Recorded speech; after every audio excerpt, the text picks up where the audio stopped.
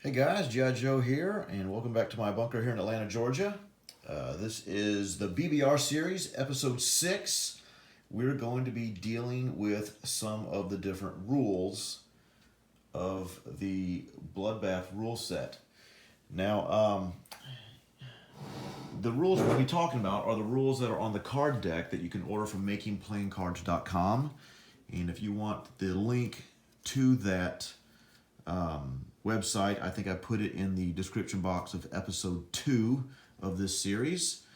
And you can acquire this card deck for 20 bucks on that website. And once again, a shout out to Matt Todd for making this available. Of course, this is Sire Blood's card deck, but Matt Todd was instrumental in helping getting this on that website and making it available to the community. So again, 20 bucks. All right, and so when you buy this card deck, it comes with 2 rule sets. There are 17 cards, and these are the cards you see before you here. And you actually have 2 of these, so 2 sets of these. So one set can be for one side of the table, one set for the other. And the remainder of the card deck are the national objectives for every nation. So what we're going to be doing today is dealing with some of the rules in this card deck. Now, there are a lot of rules here, and a lot of them are out of box. Some of them are just slight tweaks of out of box, and some of them are totally different. So I think we're going to do this in maybe a 2 or 3 part video here. And so this first part, what I'd like to do is just talk to you about the rules that are out of box, that are staying the same, and maybe a couple of them that have just one slight little tweak from out of box, so that we can go through a majority of these rules here, okay? Now, the neat thing about this card deck, again, is that in the back of Sire Blood's rule book, he has a nice card reference chart right here. Let me get where you can see this. All right, and it lists every single card in order. So rule deck, you have 2 sets. So card number 1 and card number 18 are the turn sequence. Card number 2 and 19 are the unit statistics. And so all of these cards right here are going to be the rule cards that we're talking about, okay? Again, 1 through 17 is a rule deck for one side of the table, and then 18 to 34 is a rule deck for the other side of the table, okay? So, all right, so let's go on now. Let's talk about, first of all, turn sequence. This is card number 1 in his card deck. The turn sequence is essentially the same as out of box, with the exception of research and development. The research and development happens at the beginning of every round, okay? Not at the beginning of each nation's turn, but rather the beginning of every round. So before the game starts, or before round 1, round 2, round 3, every nation that wants to do technology development does it at the beginning of each round, not at the beginning of their turn, okay? So that's essentially the main difference in the turn sequence between that and out of box. Everything else is the same as far as purchase, repair units, combat, all the way through convoy disruptions, okay? So that's going to pretty much stay the same, all right? The next thing is the unit statistics card, all right?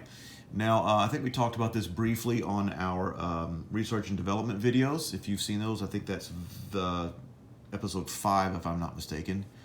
But this just gives you a reminder about the cost for all the different units.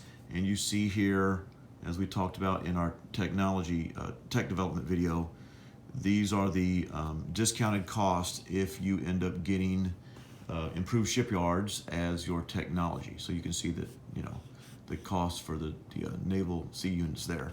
Everything else is pretty much out of box, with the exception of, well, nope, cavalry's not on here. That will be in the China video, okay? Next thing, research and development. We've already talked about this, so I'm not going to belabor this, but there are 2 research and development cards, and there are 10 total research and developments, from self-propelled artillery all the way to radar and ATC. If you want to find out more information about this, you can check my episode number 5, which deals with technology development. And but you'll get 1 of each card in your, actually 2 of each card in your rule deck. Okay, this is cards 3 and 4. right? So I'm not going to go into anything further about that. Now, this, you'll also get a victory scorecard. And again, we went over this in the video. I think it's episode 4, if I'm not mistaken. But you can just look in my playlist if you want to. But it deals with victory conditions. And this card is gone into very specifically in that episode. Okay, anti-aircraft. That is going to be out of box. Nothing to change there. Okay. Amphibious assault. Nothing to change there. That's going to be out of box. Okay. Scramble. Scramble is the same. It is out of box with the exception if you end up getting radar ATC. Okay. Because right here it says that in order to, you can only scramble 3 units per airbase adjacent to the C zone. Okay, that's all you can do. However, there are some C zones, for instance, like C zone 91 off of Gibraltar. If you had an airbase in Morocco and Gibraltar, and you had 3 planes on each one, of course, you could scramble a total of 6 planes. But I mean, that's out of box stuff. The only thing that makes scramble different is if you have the radar ATC tech, and this says that air bases can scramble unlimited planes. So again, we referenced that in our tech development video, I think episode 5. And like, for instance, if you had, oops, sorry about that. If Japan had radar ATC and they had 10 planes on Japan but no carriers, all 10 of those planes could scramble into the C zone to fight any oncoming ships, okay? So that's the only thing that would be different with scramble. All right, let's go to submarine. Submarine is the same as out of box. The only exception to this would be that there is a target select, which we're going to talk about that. That's a different card. Submarine does have a target select option. If there are no destroyers in the sea battle, a sub can target select any ship it wants to, including transports, but we'll talk about that in the target select card, okay? The submerge and strike is all the same as out of box, and the only other thing that would change with submarines is if they end up getting super submarines as tech development. As you can see right here, if you end up getting super subs, then the attack is at 3 as opposed to 2, okay? Transports, this is all out of box. Nothing to change right there, so we'll leave that as it is. And then convoy disruptions. This is pretty much out of box except for one thing. On convoy disruptions, the only thing that's different is listed on page 36 in Sired's rulebook, and that is right here. If you notice, it says the exception. Okay? The exception is a submerged submarine or a damaged battleship may not attack convoys. So you cannot disrupt sea zones with damaged battleships or if you submerge a submarine. So now, if you've got, if Soviet Union has a submarine off of Norway and Germany comes in to attack it with a sub, if you submerge, then that essentially takes away the convoy from Norway. So, which makes sense, makes total sense. So that's the only difference or deviation from the out-of-box convoy. All right. The last thing we'll talk about in this first episode of knowing the rules here for Sireblood's rule deck are the combined arms chart. Now, again, you'll get 2 of these cards, one for each side of the table, and everything in here is out-of-box standard with the exception of a few things. The first thing you may notice is the transport defense. If you have 2 transports, now we all know in out-of-box that transports do not get to roll defense at all, okay?